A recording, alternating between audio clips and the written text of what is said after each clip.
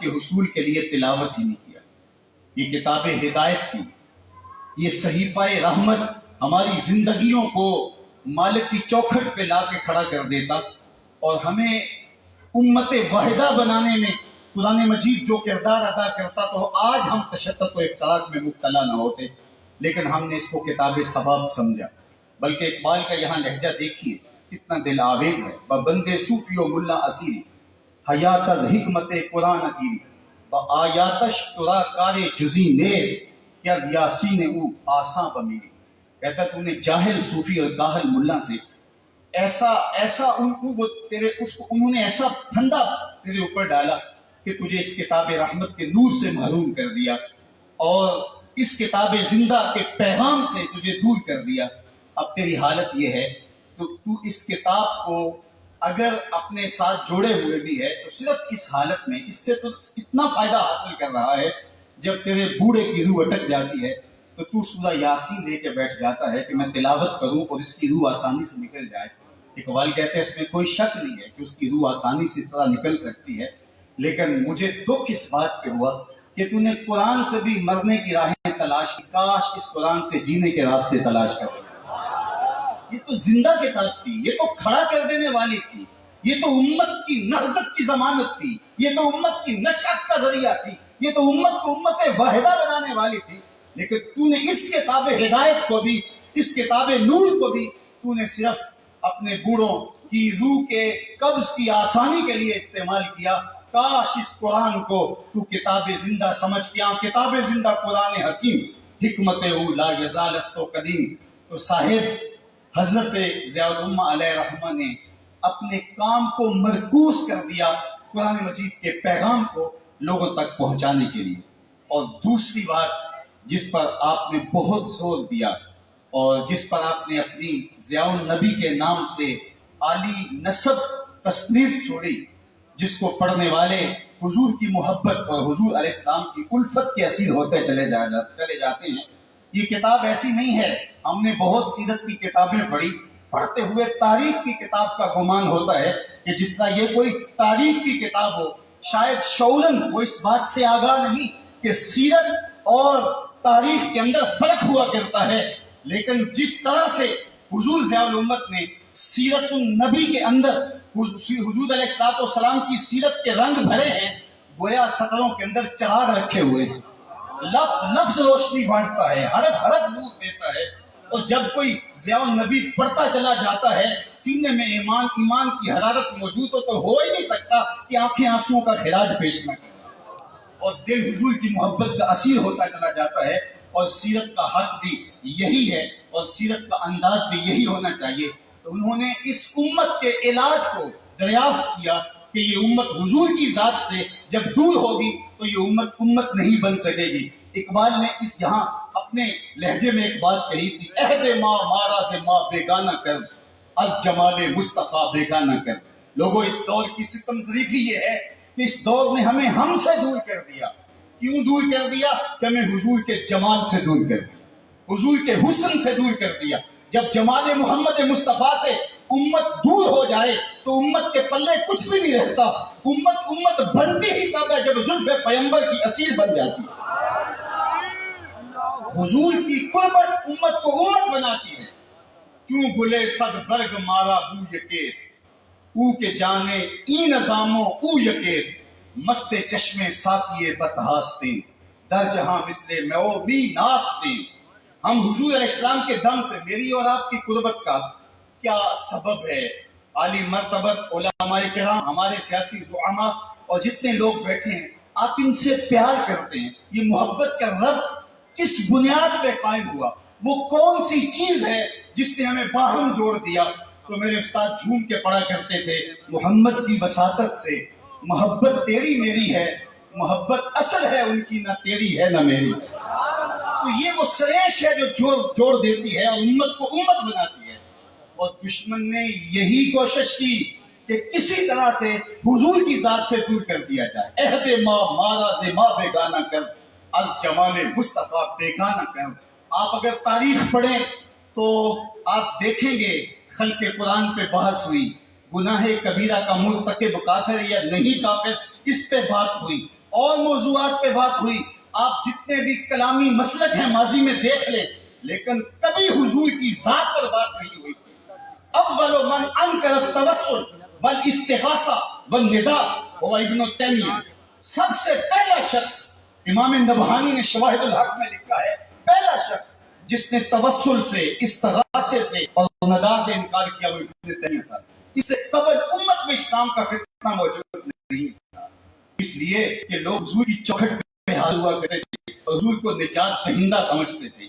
جب ضرورت باقی نہ رہے گی تو چوکھٹ پہ کیوں حاضر ہوگا؟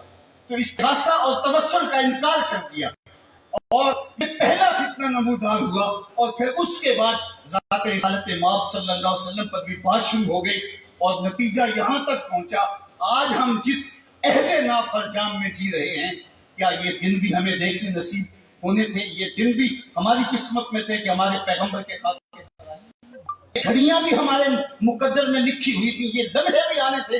ماضی میں ایسا کبھی نہیں ہوا تھا، اس لیے کہ امت حضور کے ساتھ جڑے تو امت بنتی ہے۔ اگر آپ مجھے پوچھیں کہ دین کا خلاصہ کیا ہے، اور دو لفظوں میں خلاصہ بیان کرو، تو میں اقبال کا لہجہ اتار دوں گا۔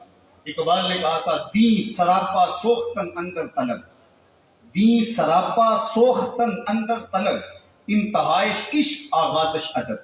طلب محبوب میں تڑپنے کا نام دین ہے۔ جو ادب سے شروع ہوتا ہے عشق پہ ختم ہو جاتا ہے، اور جو دین ادب سے شروع ہو کے عشق پہ ختم نہیں ہوتا وہ دین ہی نہیں ہے۔ عشق ہی ابتدائے ذات، عشق ہی انتہائے ذات، عشق نہ ہو تو شر ہوتی بت کدا تصورات، کچھ باقی نہیں بچتا۔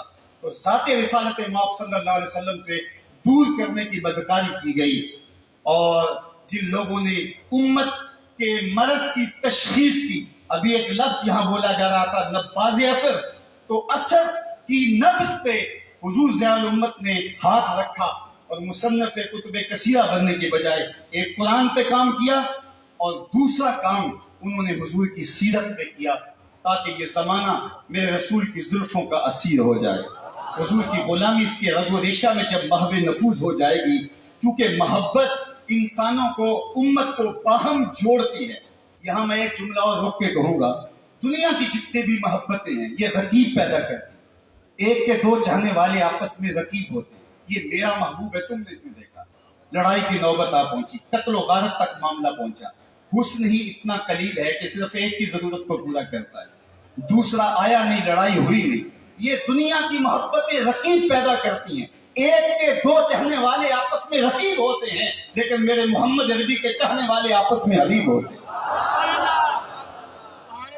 دل بمحبوب حجازی بستائیں، دل بمحبوب حجازی بستائیں، زین جہت با یک دیگر پیوستائیں۔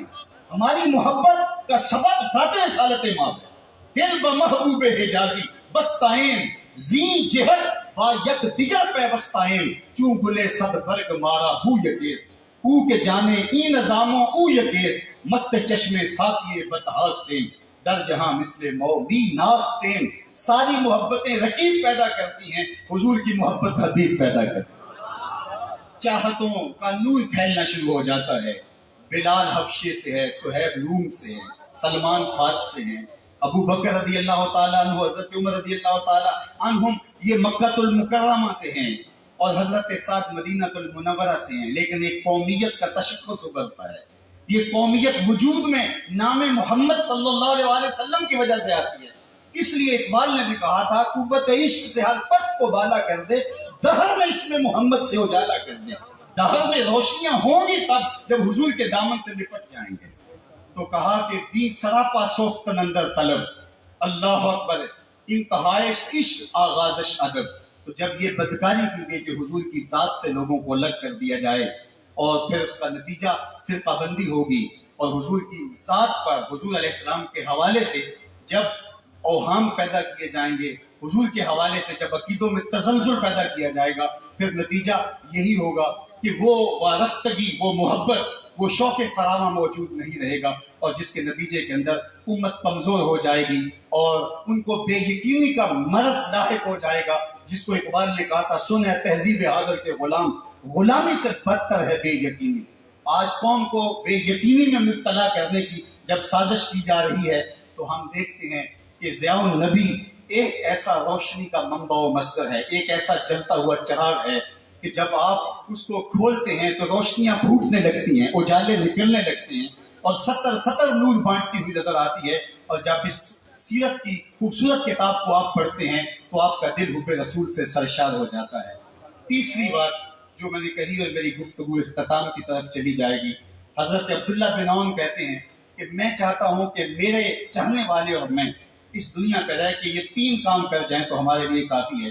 ایک تو لوگوں کو قرآن کی طرف لے کر آئیں، دوسری بات لوگوں کو حضور کی سنت اور حضور کی سیرت کی طرف لے کے آئیں، اور تیسرا کام میرا کرنے کا یہ ہے جو میں ارادہ رکھتا ہوں اور اپنے متبعین اور اپنے محبین اور اپنے ساتھیوں سے بھی اس کی توقع رکھتا ہوں، وہ یہ ہے کہ میری زبان سے کسی کے لیے کلمہ خیر کے علاوہ کچھ نہیں۔